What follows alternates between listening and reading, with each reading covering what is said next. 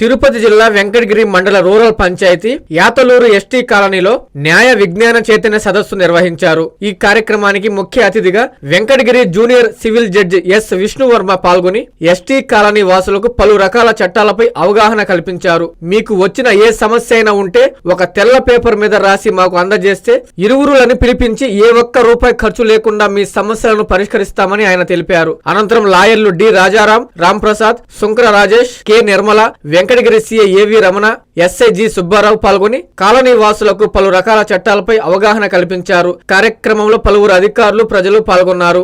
సుంకర రాజేష్ గారికి, అలాగే అడ్వకేట్స్ అందరికీ కూడా వేదిక మీద ఉన్నటువంటి పెద్దలందరికీ, ఎస్ఐకి, ఏఎస్ఐ గారికి, స్టాఫ్కి, అలాగే ఈ కార్యక్రమానికి విచ్చేసినటువంటి ఎస్టీ కాలనీ వాసులందరికీ, పెద్దలకి, అలాగే పత్రికా విలేకరులు అందరికీ కూడా ప్రత్యేకంగా మా పోలీస్ శాఖ తరఫున నమస్కారాలు తెలియజేసుకుంటా ఉన్నాం.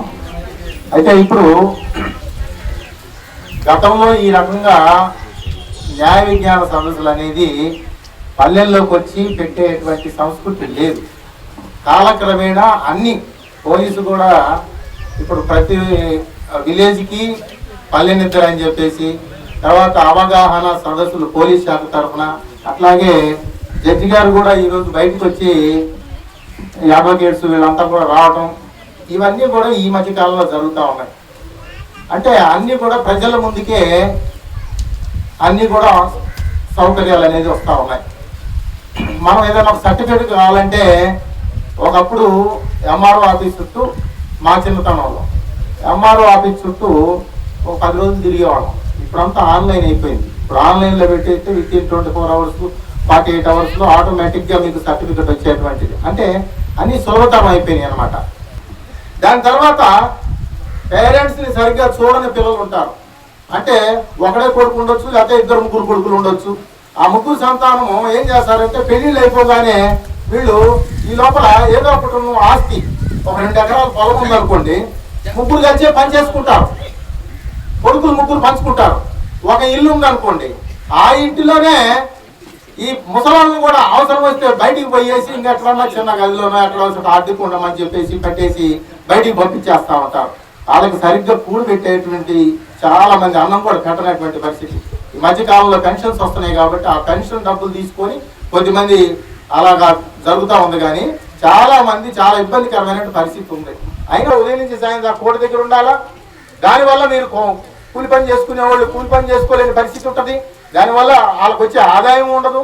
ఇన్ని రకాలైనటువంటి ఇబ్బందులు పడతా మనం పోలీస్ స్టేషన్ చుట్టూ, కోర్టు చుట్టూ తిరిగి విలువైన కాలాన్ని మీరు పోగొట్టు ఇళ్ల కాడ అత్త కోడలు కానివ్వండి, తర్వాత తండ్రి తల్లి ఉంటే వాళ్ళని చూడొద్దు, అత్తమామలను చూడకూడదు, పక్కన పోనంటాం. కానీ అలాంటివి కూడా ఇక్కడ నేరమే. వాటి మీద సీనియర్ సిటిజన్ యాక్ట్ కింద అంటే ముసలివాళ్ళని చూడొద్దు అంటాం. వాళ్ళ ఇంటికి పోనీకుంటిలో 18 మంది మైనర్లు 10th క్లాసు, ఇంటర్మీడియట్ చదువుతా, ఫస్ట్ ఇయర్ చదువుతా వీళ్ళు వెళ్ళిపోతా ఉన్నారు. అంటే అనుకోని అంటే పరిస్థితి ఎలా ఉంది? ఆడపిల్లల్ని మనము, ఆడపిల్లలనే కాదు మగ పిల్లల్ని కూడా మీరు జాగ్రత్తగా కంటికి రెప్పలాగా మీరు అనుక్షణం వాళ్ళ మీద నిఘా పెట్టాలా.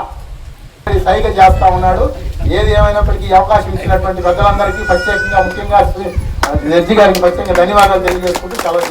మెడికవర్ హాస్పిటల్స్ నెల్లూరు మిమ్మల్ని తిరిగి సాధారణ స్థితికి తీసుకురావడమే మా ధ్యేయం. అన్ని సదుపాయాలతో కూడిన ప్రత్యేకమైన రీహాబిలిటేషన్ వార్డ్, అందుబాటులో సేవలు ortho and neuro rehab, cardiac and pulmonary rehab, post operative rehab, post transplant rehab, sports injuries and trauma rehab, geriatric and paediatric rehab, cancer and palliative rehab. Medicover hospitals, Chintareddypalem cross roads, Nellore. Contact 0406833455.